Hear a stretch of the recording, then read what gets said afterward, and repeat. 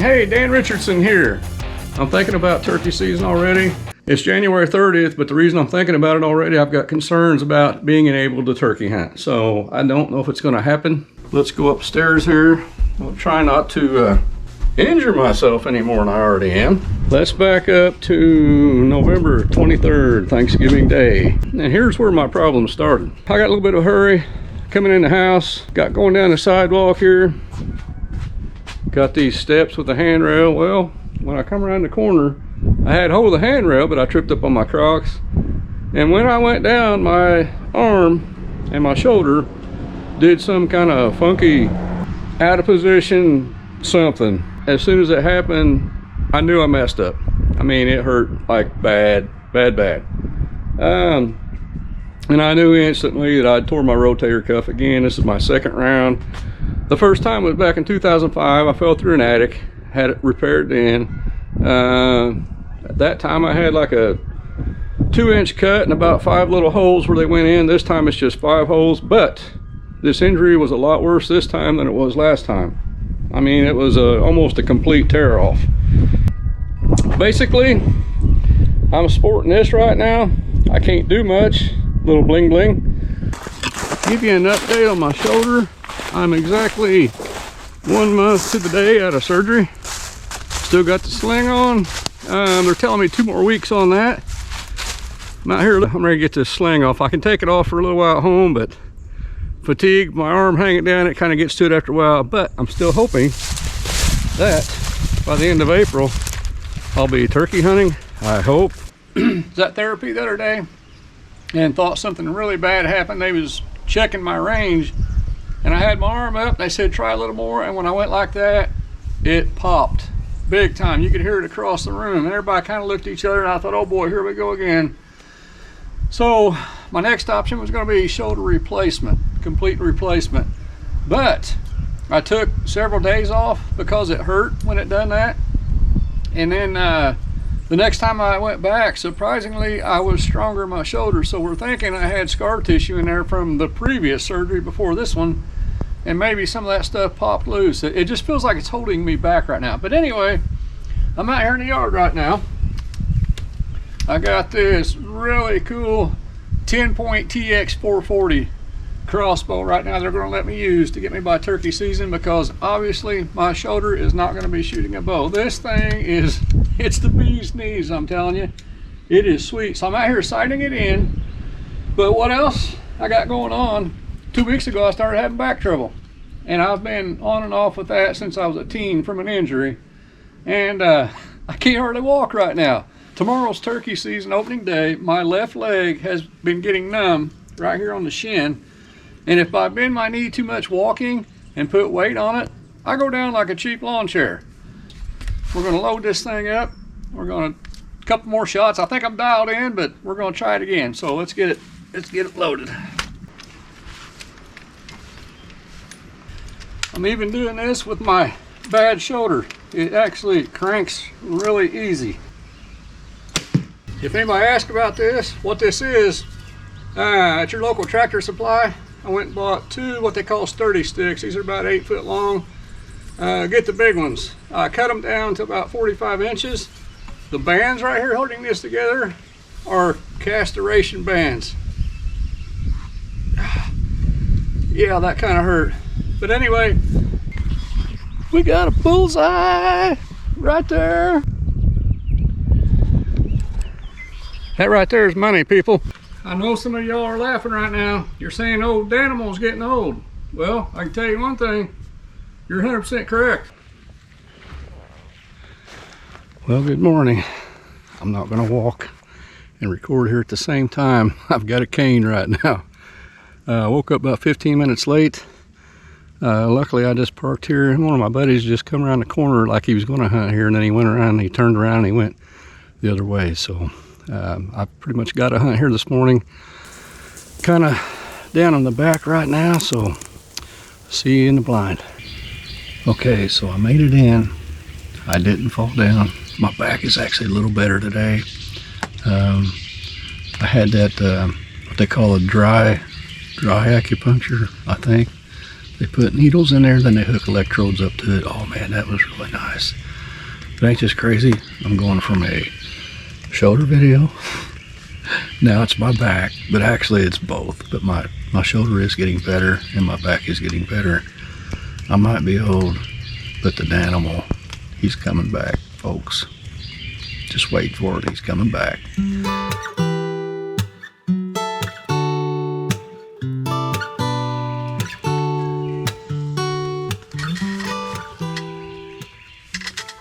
Okay, the bird I'm hunting just lit off finally.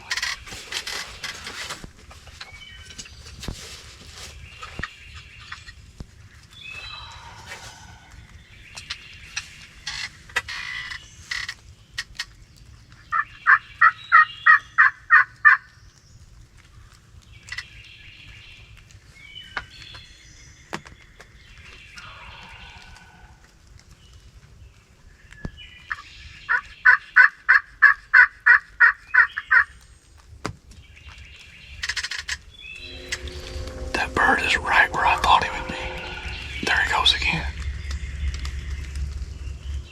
He's been hit and miss on the roost right there. Every time I've checked in the mornings, but the other day he wasn't gobbling, but I left earlier than this. So that's right where that guy turned around this morning, that buddy of mine. I think he was actually going to hunt this bird until he seen me parked there, so I got there just in a nick of time. Oh yeah.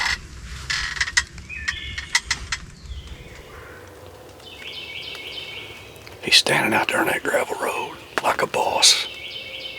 Like I'm supposed to come to him or something. He's all ballooned up. I can see him. And he won't budge. My GoPro, my external battery, just juiced for some reason. I don't know what happened. But he's right there ballooned up like a big butterball boss. Come over here, butterball boss. Give Dan a shot. I've had it rough lately. This would make my week. He went from down there to right beside me on the gravel road right now.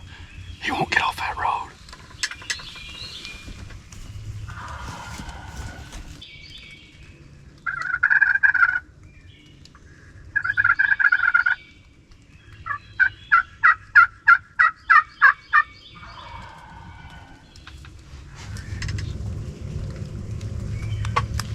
I can see him on the road, just barely through the brush. Nice bird. He's about 80 yards away, maybe 90. Just standing there.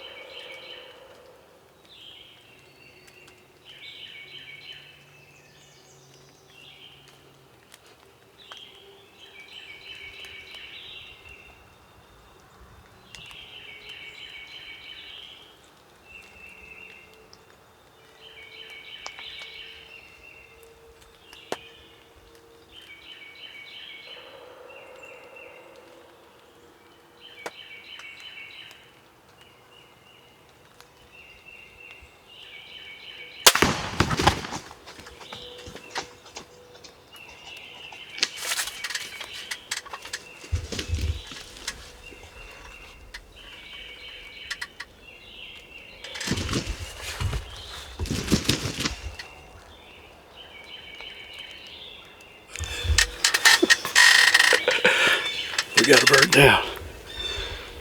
Oh my God, he's laying there. He's done.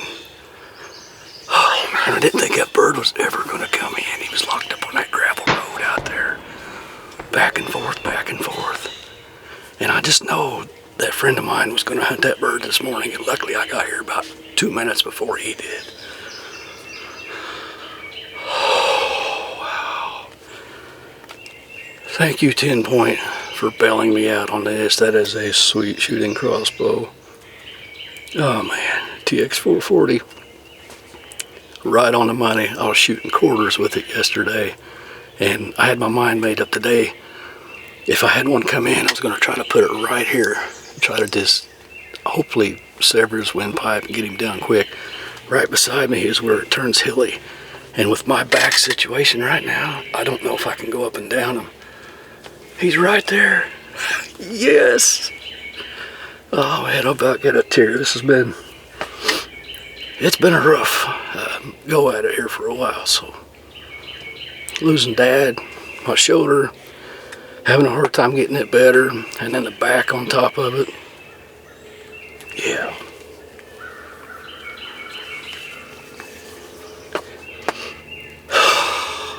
Yes.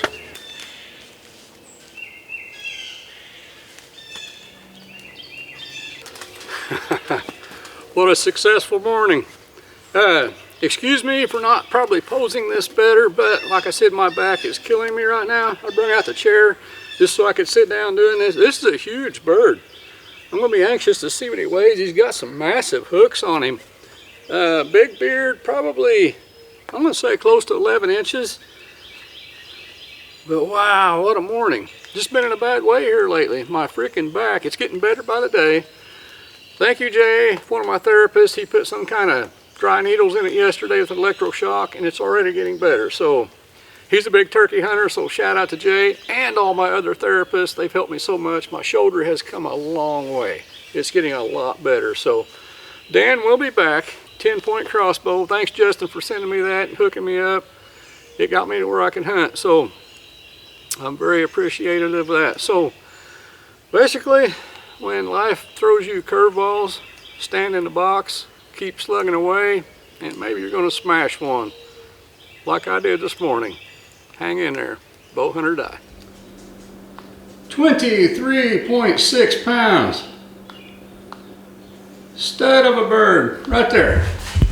Here at the truck, getting ready to go out for the afternoon, and I wanted to just record this while I'm somewhat out of the wind here. It's gusting like crazy. That's been the theme of this entire weekend. So yesterday it didn't matter though. In the evening I had birds kind of cruising around all over, and they kind of stuck to the trees a little bit more, but they did pop out into the field.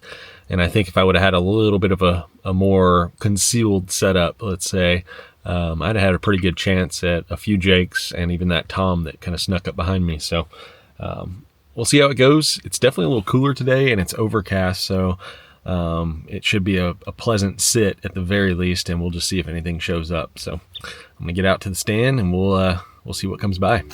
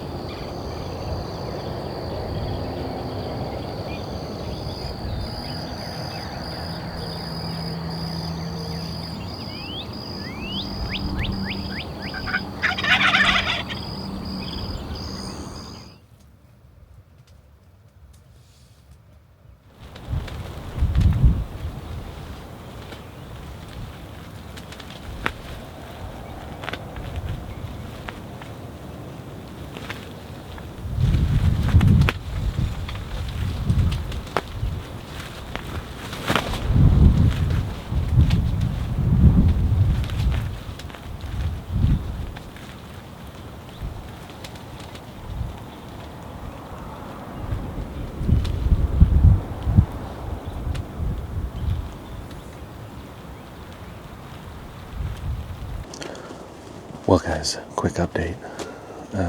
It's about 5:30 this afternoon.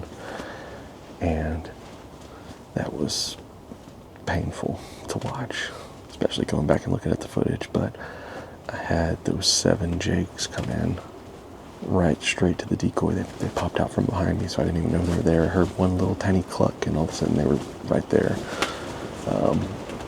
So kind of a bummer.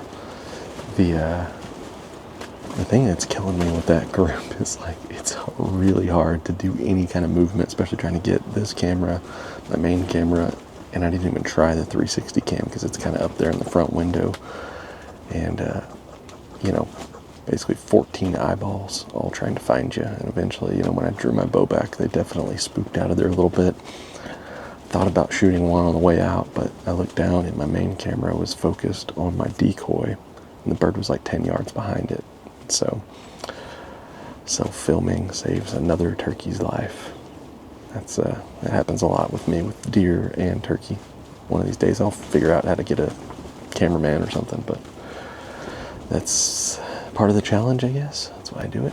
So anyways, I got a ton of daylight left. The jakes are all the way across the field now, which may work out good, because if that lone tom comes over here, hopefully those jakes won't be in the area to chase him off like they've been doing. So if that happens, and he doesn't mind that my decoy's out there like crooked because they beat the crap out of it, maybe he would come in by himself, and I think I'd have a pretty good shot.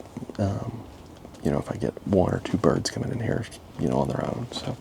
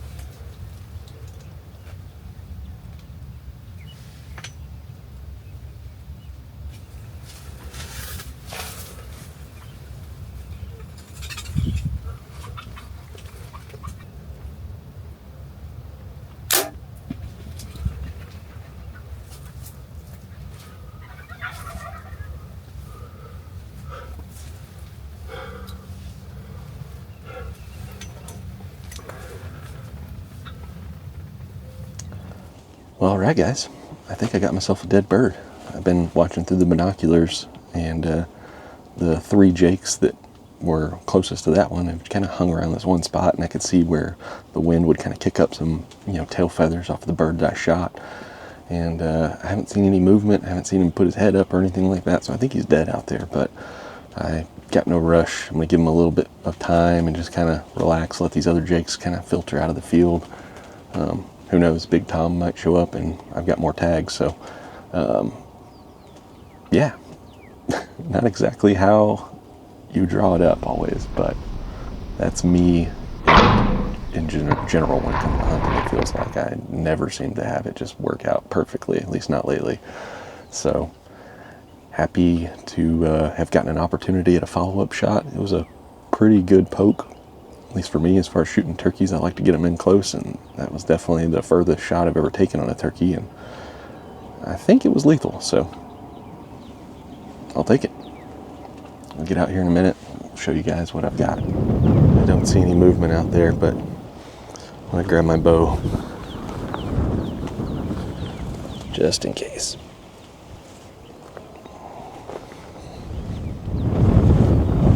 Crazy windy out here.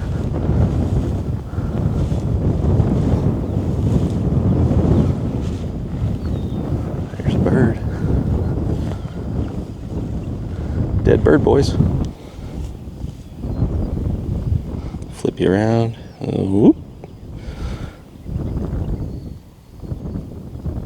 How about that?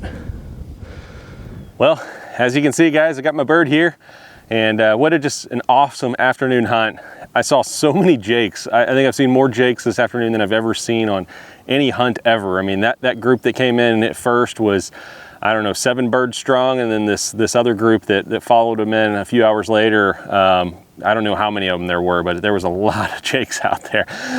I decided that, I was gonna take the first good opportunity I got next time one of those jake groups came in, and this guy, gave me a little bit of a run for my money. I hit him low. He was behind the decoys a little bit, and I should have aimed just a little bit higher, or maybe I dropped my bow arm. I'm not sure what happened there, but he fortunately ran out there. He was incapacitated enough to where he laid out in the grass, and I was able to put a good follow-up shot on him, and thankfully, that hit exactly where it needed to go, because he kind of fluttered off and he was dead out there laying in the middle of the field. So, all in all, I'll take it. Anytime I can get a bird on the ground with a bow and self-filming is always a good accomplishment for me. So I'm gonna enjoy this, go camp out, tonight, and then probably come back in the morning and see if I can get maybe that solo Tom that's been running around out here, see if I can get him to come on by. And other than that, it's just a successful weekend. So hope you guys enjoyed watching, and as always, Bowhunter die. I was just getting ready to go throw my turkey carcass away. Sorry about the headlamp, but I'm not turning it off right now. And I'm gonna show you why it's a good idea to wear snake boots.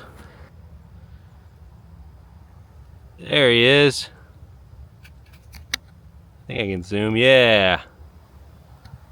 Look at that. That's why you wear snake boots. Goodness. I mean, I'm not kidding you. I was about to walk right down that trail, and would have stepped right on him. So that's why you wear snake boots in South Texas, or just anywhere with snakes. I'm about a month out of surgery now. Actually, a month right on the dot. Well, anyway, oh, that sucks.